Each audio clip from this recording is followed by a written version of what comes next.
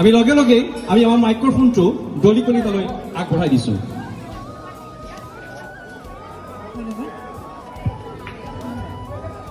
বহুত বহুত ধন্যবাদ থাকিল আপোনাক সকলোকে। প্ৰথমতে মই আপোনালোক সকলোকে ৰঙালী বিহুৰ আন্তৰিক শুভেচ্ছা জ্ঞাপন কৰিছোঁ আৰু লগতে অসমীয়া নৱবৰ্ষৰো শুভেচ্ছা জ্ঞাপন কৰিছোঁ। প্ৰথমতে মোৰ অকণমান পৰিচয়টো দি লৈছোঁ। মোৰ নাম ডলি কলিতা। পেছাত এগৰাকী উদীয়মান অভিনেত্ৰী হিচাপে অসমীয়া চলচ্চিত্ৰ জগতত কৰ্মৰত।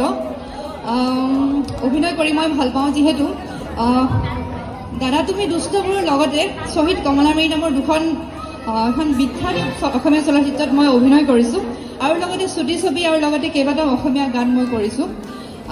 আজি একচুৱেলি মই ইয়াতে অহা প্লেনিং তেনেকুৱা নাছিলে, হঠাৎ মই এই অনুষ্ঠানটোৰ লগত জড়িত হ'বলৈ পাই নিজকে সৌভাগ্য অনুভৱ কৰিছোঁ। বহুত ভাল লাগিছে, ইমানখিনি ৰাইজক মই লগ পাইছোঁ।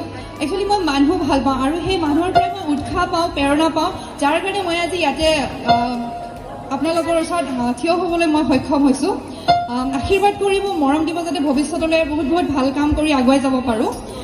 সময় যিহেতু বহুত বেছি হৈছে, গতিকে বৰ বিশেষ কথা নকওঁ, তেনেকুৱা অভ্যাসো নাই। গতিকে আপোনালোকৰ ওচৰত অতি মৰমৰ জয়ানুৰাগ বৰদলৈ আহি উপস্থিত হৈছে।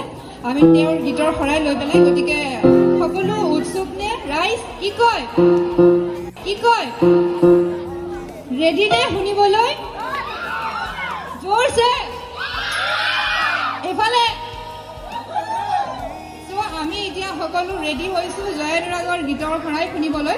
তাৰ আগতে মই মোৰ ষ্টেজত মাতি আনিছোঁ নিকিতা বৰাক। নিকিতা বৰাৰ প্ৰথমতে গীতৰ শৰাইখন আগবঢ়াব, তাৰপিছত আমি লাহে লাহে জয়ানুৰাগৰো গান শুনিম। গতিকে আপোনালোকে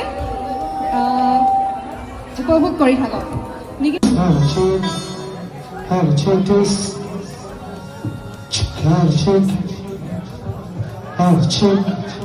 কিন্তু ছিংগাৰ নহ'লে, কিন্তু কি আৰু তাৰ যিটো ধন্যবাদ থাকিল নিকিতা বৰা, খুব ধুনীয়া কৰিলা আৰু ভৱিষ্যতলৈ তোমাৰ উজ্জ্বল ভৱিষ্যত কামনা কৰিলোঁ।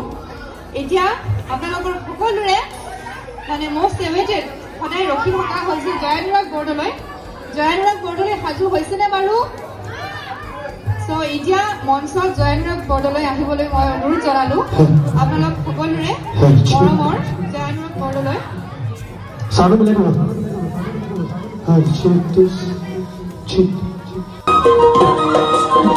হাত